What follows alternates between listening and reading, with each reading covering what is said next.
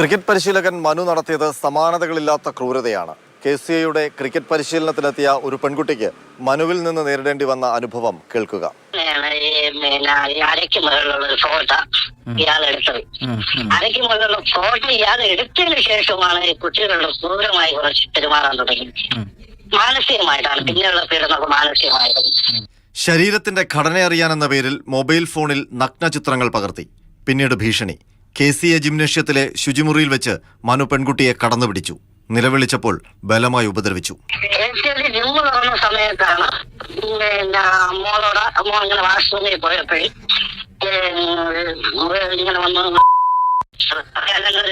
വിഷമം പിടിച്ചപ്പോ ഇവർ സാറേനെ വിളിച്ച് കരയും ചെയ്തു. സാറേനെ പിടിച്ച് കരഞ്ഞിട്ട് ഇവർ തിരിച്ചു നിർത്തി ഒരു പ്രാവശ്യം കൂടെ ഇയാൾ പിടിച്ചു.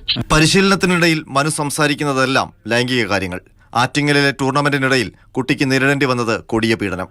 ആറ്റിങ്ങൽ ഒരു ടൂർണമെന്റിന് പോയപ്പോഴേ മോളോട് മോശമായി സംസാരിച്ചു. പറയുന്ന സെക്ഷന്റെ രീതിയിലാണ് സംസാരിക്കുന്നത്. അവര് ഇങ്ങനെ പറഞ്ഞ ഇവർക്ക് താല്പര്യമില്ലാതെ കേൾക്കാതെ മാറി തിരിഞ്ഞൊക്കെ ഇങ്ങനെ നടക്കുമായിരുന്നു.